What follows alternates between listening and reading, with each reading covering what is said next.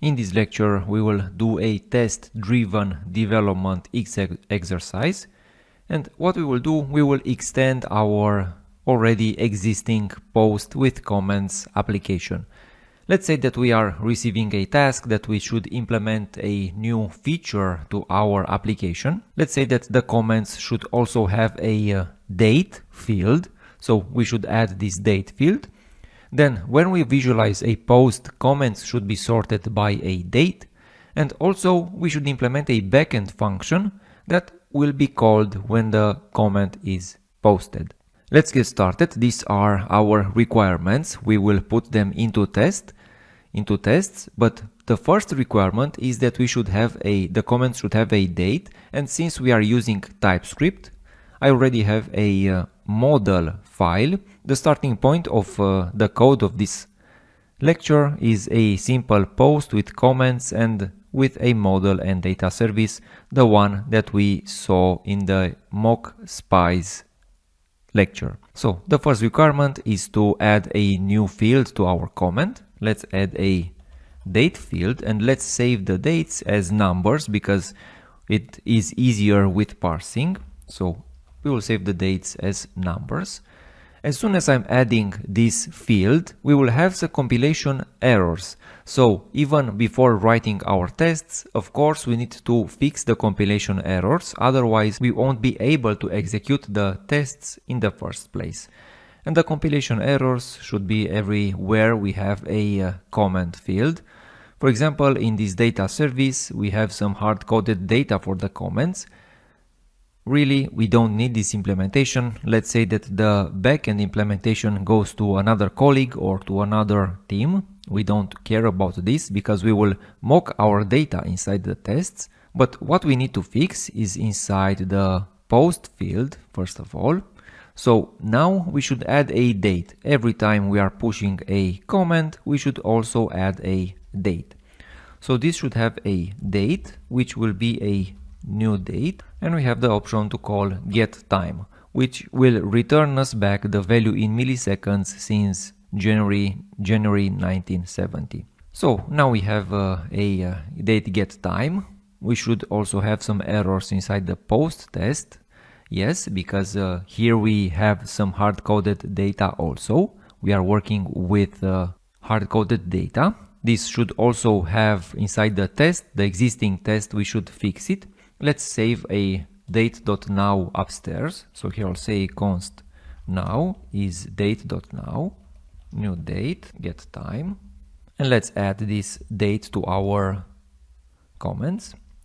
So the date should be now for this one. And let's make this other comment a little newer. So I will add as a date right here. I will add now. And let's add something to it, so it will be received as newer. And since we are talking about this implementation, we said that the next requirement would be that the comments should be sorted by date. And since we are taking a TDD approach, this means that we are first writing, or in our case modifying the test, because this is a modification in logic. We should at this point modify the test to reflect the new requirement. And the test, since this cool2 comment is newer, we should expect it as the first entry inside the received comments array. So I will add this cool2 right here, and the next one should be cool1. Let me save this and let me execute the test. It should fail. Remember the TDD logic. We have a modification, the test will fail, and then we should fix it. Let me execute this. And yes, the test is failing because we are expecting something that is not yet implemented. So we are expecting this cool2 to be the first entry inside the received array. This means that we should implement a logic to sort our comments by date. We should do this inside the post entry because now we have a date field for our comments. And right here inside the useEffect hook, we are receiving the comments. We should also add an implementation that will sort the comments. So let me put this logic downstairs in a different function. I will say right here, function sort comments by date. This should receive an comment array, and this is really easy to implement using JavaScript because we have the sort method. So here I'll say comments sort, we have the sort, and we simply use a callback and we sort them by date. If this is not clear enough, I will also add a comment, and we are expecting that the newest comments should come first. Let me save this, and now let's run or execute this function right here after we receive the comments from the backend. So here I will call sort comments by date and our comments. Let me save this, and as soon as I will save it, our test should become green. Yes, we are green, this is great. So let's also move to the other requirement.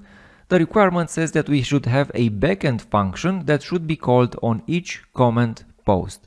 And again, let's say we are the frontend team, the backend team has its own logic, but we need like a, let's say a skeleton or a declaration of this function in order for us to be able to use it inside the comments, inside our tests. For this, I will go to the data service and let me write a simple skeleton for this function. We don't really care about its logic, since let's say it will invoke a backend service, but let's say we want to have a function that will be invoked every time a comment is posted, and it will send data back to the backend. Let's say that this post comment function will receive an ID, the comment itself, and the date when this comment was posted. And this date is really interesting to test. So let's now first write another test before actually calling this function inside our logic. Let's write a test for it. So it's time to have a new test. This is our function should invoke backend when posting a comment. And first of all, we need to make a spy for our post comment. This is the spy that we will make an assertion on.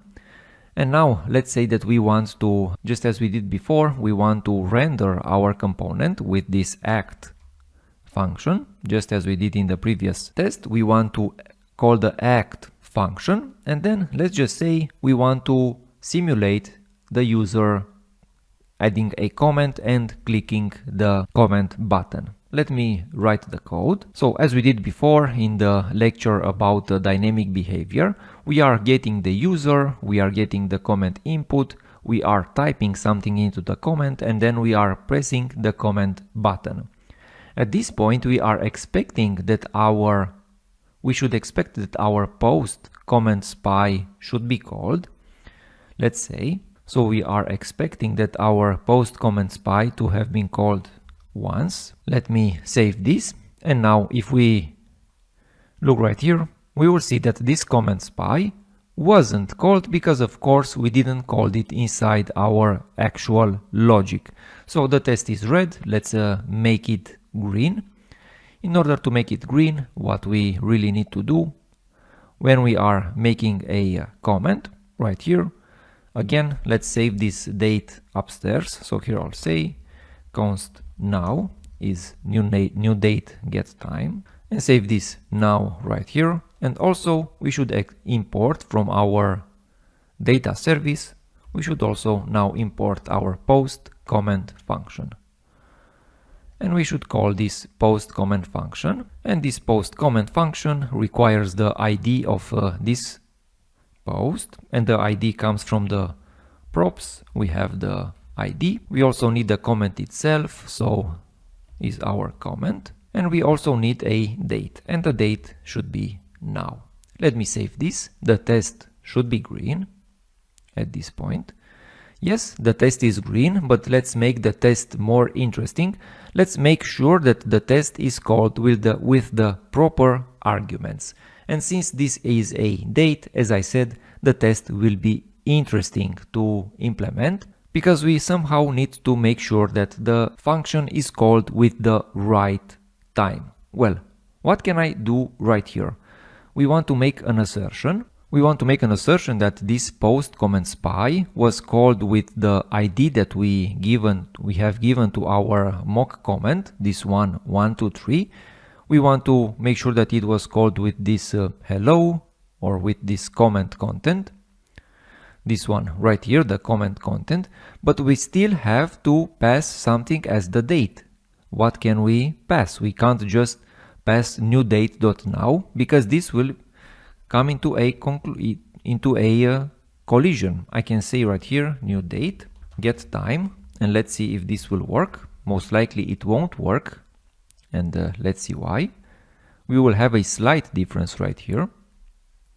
You'll see there's a slight difference in time between the comment, the test time, and the implementation time. Well, how can we fix this?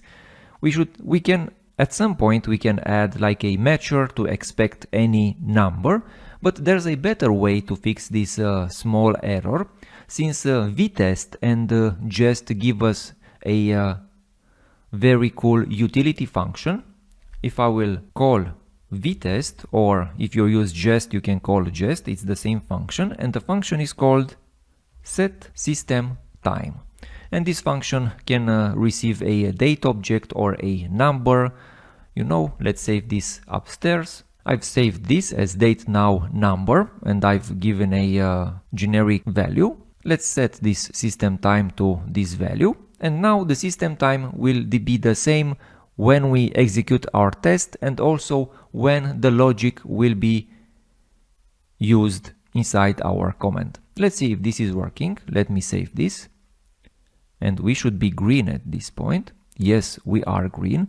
But since we don't want to mess up any other test, we should make sure that this is called with the right number, like this, and it should work. But we don't want to break other logic inside our code. And for this, if we use this approach in which we are changing the time, we should also implement an after each function in which we reset this logic. Otherwise, other tests or other logic might fail. So if we use this approach, we should also call after each, we can call v, or if you use Jest, as I said before, Jest, we can call v use real timers. Let me save this, and our tests should be powerful and good to go. So we saw in this lecture a small TDD exercise.